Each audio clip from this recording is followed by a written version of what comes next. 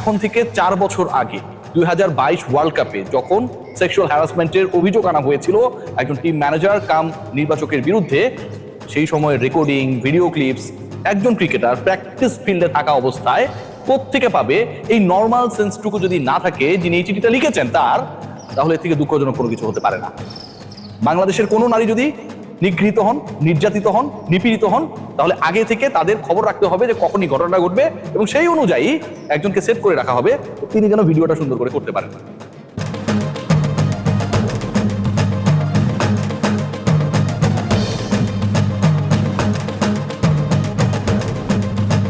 যেহেতু আমাদের সাথে আমরা যেখানে স্বয়ং সেখানে উপস্থিত ছিলাম, জি, আমরা যেখানে এই জিনিসগুলোর সাথে রিলেটেড, তো আমাদের অবশ্যই অপিনিয়ন আগে, ফার্স্ট প্রায়োরিটি আমাদের হওয়া উচিত ছিল। এখন আমার কাছে বাদ দিয়ে যদি আমার আম্মার কাছে জিজ্ঞেস করে জিনিসগুলো, আমার আম্মা তো সঠিক কোনো উত্তর দিতে পারে, তাহলে তো এক কথায় বলতে হয় যে আমরা ক্রিকেট খেলা বাদ দিয়ে ক্যামেরা অথবা যে ভিডিও যে মোবাইল নিয়ে আমাদের পড়ে থাকতে হবে মাঠে, যে কে কখন কি করতেছে এগুলো আমরা ফটোশুট করব, অথবা কে কোন কথা বলতেছে এটা হচ্ছে আমরা রেকর্ড করব। এগুলো কিছু কথা আছে আমাদের কানের কাছে এসে বলতো, সেটা তো আমাদের পসিবল না যে সেই মোমেন্টে যে রেকর্ড করা। বাট এখন মনে হচ্ছে এই পর্যায়ে এসে ওইগুলো আমাদের ভুল হয়েছে, আমাদের ব্যাট বল বাদ দিয়ে মোবাইল ক্যামেরা রাখা উচিত। যেন মঞ্জুরা কি করছে, কাকে কিভাবে ধরার চেষ্টা করছে, আলিঙ্গন করার চেষ্টা করছে, আপনারা যেন বুঝতে পারেন।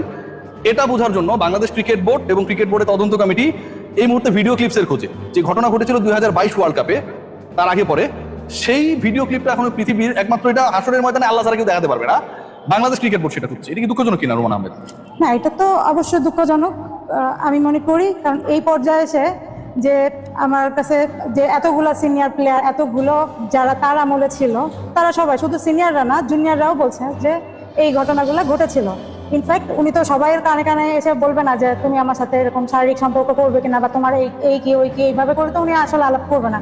ওনার যাকে মনে হয়েছে তার সাথে এইভাবে কথা বলেছে, কিন্তু যে কথাগুলো আমরা বলেছি যে উনি অনেক রুড বিহেভিয়ার ছিল আমাদের সাথে, ইনফ্যাক্ট টাচ করে ক্লোজলি এসে কথা বলতো। ওনার কখনো রাইট থাকে না একটা মেয়ের কানের কাছে এসে কথা বলা, অথবা একটা মেয়েকে পেছন থেকে এসে ধরা, অথবা একটা মেয়েকে এইভাবে ধরে হাঁটা। প্রত্যেকটাই করতো। হ্যাঁ, প্রত্যেকটাই করতো। এখন কার কার সাথে করতো, কিভাবে করতো, এখন যদি এইভাবে আকার ভেঙেতে আমাদের দেখায় দেওয়ার লাগে, সেটা আমাদের জন্য লক্ষ্য। তদন্ত কমিটি আমাদের সাথে এখন পর্যন্ত বসেনি বা কথা বলেনি, তো এখানে তো অবশ্যই মনে হচ্ছে যে আমাদের পক্ষ থেকে অন্য পক্ষের সাথে আলোচনা বেশি হচ্ছে, যে তোমরা মানে এটাকে কেমন করে কি করা যায়, সেটা তাদের সাথে আমার কাছে তাদের সেভ করার জন্য। যেহেতু আমাদের সাথে আমরা যেখানে স্বয়ং সেখানে উপস্থিত ছিলাম, আমরা যেখানে এই জিনিসগুলোর সাথে রিলেটেড, তো আমাদের অবশ্যই অপিনিয়ন আগে, ফার্স্ট প্রায়োরিটি আমাদের হওয়া উচিত ছিল। জি, তদন্ত কমিটি এখন যখন গঠিত হয়েছে এবং বিসিবির ভেতর থেকে এই চিঠিটা আমি পেয়েছি, লিক হয়েছে সামহাউ, যেখানটায় উল্লেখ করা হয়েছে যে ভিডিও ক্লিপ, হ্যাঁ, অডিও রেকর্ড, এটা ওটা চাওয়া হচ্ছে। এই কমিটির উপর রোমান আহমেদ, মানে আপনি কতটা আস্থাশীল, আপনি কতটুকু কনফিডেন্স পাচ্ছেন যারা এরকম চিঠি ইস্যু করেছে?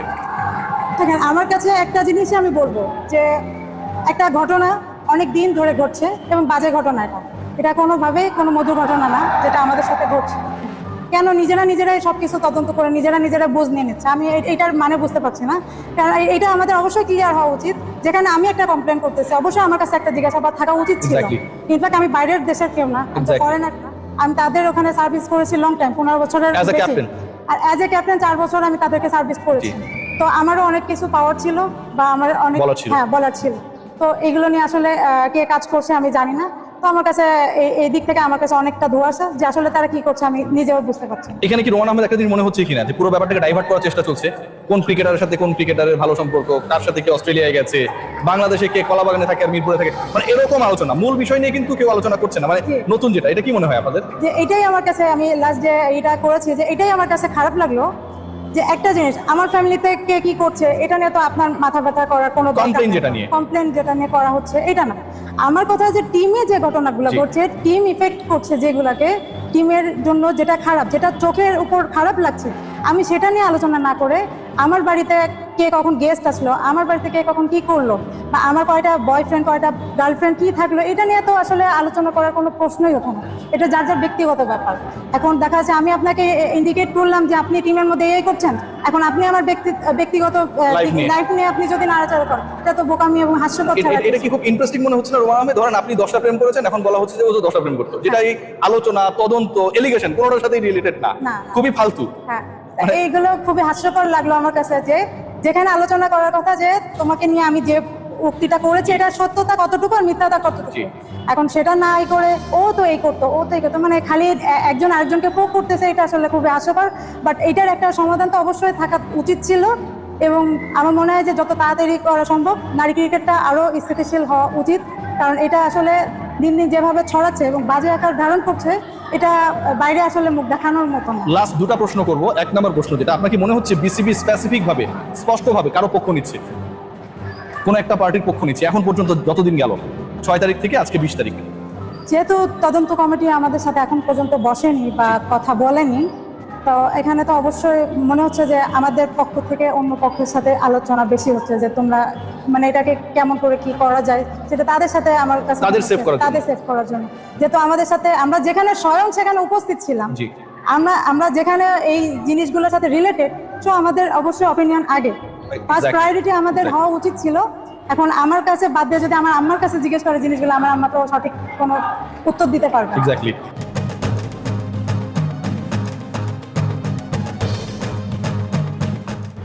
নিগার সুলতানা জ্যোতির কান্না নিয়ে অনেকে হাস্যরসাত্মক মন্তব্য করেছেন এবং আপনি বলেছেন মায়া কান্না, মানে এই কান্নাটা কি আপনার কাছে ফেক মনে হয়েছে, কেন মনে হলো? তো এরকম অনেক সিচুয়েশন দেখা যাচ্ছে টিমের মধ্যে, বা অনেক সময় দেখা গিয়েছে যে আরেকজনকে কালার করার জন্য দেখা যাচ্ছে, এরকম অনেক সময় অনেক ঘটনা ঘটে থাকে। যেমন মঞ্জু ভাইয়ের একটা ঘটনাই বলি আমি, যেহেতু সে আমাদের কলিগ, আমি এই জ্যোতি, আমি তার ব্যাপারে এই মুহূর্তে কিছু বলতে চাচ্ছি না, সরাসরি আমি কথা বলতে চাচ্ছি। তদন্ত কমিটিকে বলুন। হ্যাঁ, তদন্ত কমিটিকে আমি অবশ্যই জানাবো। জি। বাট মঞ্জু ভাইয়ের একটা ঘটনা বলি, যে কেমন করে আমাদের সিনিয়রদেরকে সে কালার করতেন, জি। এবং টিমের থেকে আমরা কেমন করে বাইরে বের হয়েছি। জি। যে লাস্ট বাংলাদেশের যে এশিয়া কাপটা হয়েছিল সিলেটে, সেখানে শ্রীলঙ্কার সাথে খেলা, তো ওইখানে আমাদের প্রায় কিন্তু ক্লোজ ম্যাচ চলে আসছিল। তো সেখানে আমি ভুলবশত মানে একটা ভুল শট খেলে আমি আউট হয়ে গিয়েছি।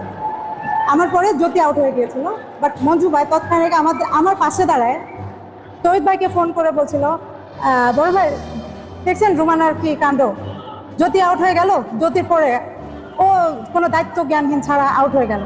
হ্যাঁ, এটা কি ওর ঠিক হয়েছে? ফোন করে হ্যাঁ, ফোন করে জানাচ্ছে। আমি ওখানে পাশে দাঁড়ায়, এখন আমার তো আসলে এই টাইপসের কথা আমি নিতে পারি না, এটা আমার একটা প্রবলেম।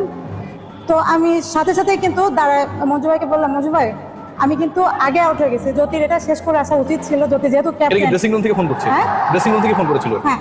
ড্রেসিং রুম থেকে ফোন ইউজ করছে। হ্যাঁ। আচ্ছা। তো এটা কিন্তু ও ক্যাপ্টেন। ম্যাচ তখনো চলছে? ম্যাচ চলছে। ম্যাচ চলমান অবস্থায় একজন টিম ম্যানেজার ইনচার্জকে ফোন করছে, match is going on.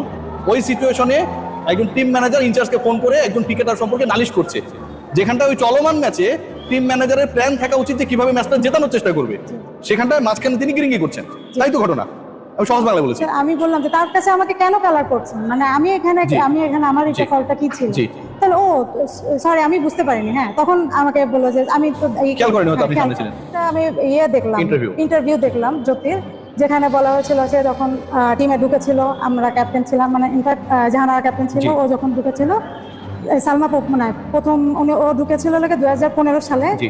Pakistan team থেকে শুরু। জি। তো ওখানে আমার মনে আছে, তা একজন ঢুকে তো ইচ্ছা মতো যে আমি ঢুকলাম আমাকে এটাই দিতে হবে, এটা তো আসলে এইভাবে না। পরিকল্পনা হয় না, টিমের অনেক পরিকল্পনা থাকে, System থাকে, হ্যাঁ rules সিস্টেম থাকে। থাকে। ও যে বললো যে জাহানারার পরেও ও নেমেছে, এটা 2018 সালে, হুম। ও 15-তে ইন করেছে, বাট 2018 সালে আমাদের ম্যাডাম যারা যে দেবিকা ম্যাম, তারপর আঞ্জু ম্যাম যারা ছিলেন, তারা অ্যাজ এ টিম সিটার হিসেবে জাহানারাকে একবার 1 ডাউনে খেলিয়েছিলেন। একবারই, তাও একটা প্র্যাকটিস ম্যাচে, আর একটা দেখা যাচ্ছে ওয়েস্ট ইন্ডিজের সাথে মনে হয় একটা আচ্ছা। ম্যাচে খেলিয়েছিলেন। তো সেই সুবাদে দেখা যাচ্ছে আমাদের ব্যাটিং অর্ডারটা একটু ডাউনে ছিল। এটা তো মেহেদী হাসান মিরাজকে আমরা ইউজ হ্যাঁ, করি। মিরাজকেও ইউজ করা হয়। তো এই একবারই এরকম একটা ঘটনা ঘটেছিল, বাট এটাকে অনেক বড় একটা ইস্যু চলে আসছে যে ওকে আমরা যখন ক্যাপ্টেন ছিলাম, ওকে আমরা বিভিন্ন জায়গায় খেলিয়েছি, বাট আমার এরকম ক্যাপ্টেন থাকা, হ্যাঁ। আপনি ক্যাপ্টেন বা আপনার হাতে লিডারশিপ থাকা অবস্থায় একবারই শুধু তার ব্যাটিং করার চেঞ্জ হয়েছে হ্যাঁ, অফিশিয়াল ম্যাচে। কি বলে যে সিলেকশনের ব্যাপারে সে কখনোই কিছু জানে না, কখনো কিছু করেনি, এটা আসলে ভুল।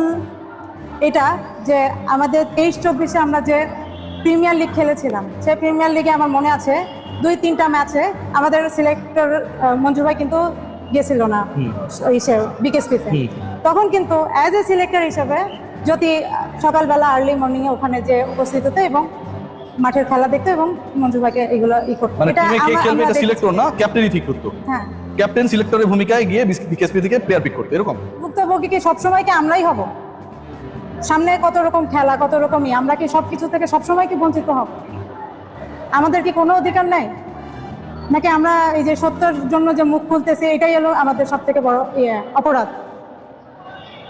বাংলাদেশ ক্রিকেটে খেলতে গেলে আসলে কি করা লাগবে এই জিনিসটা যেন আমাদের কাছে আসে।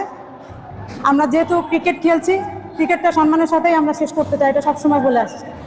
ক্রিকেটের জন্যই আমাদের কিন্তু এত ডেডিকেশন।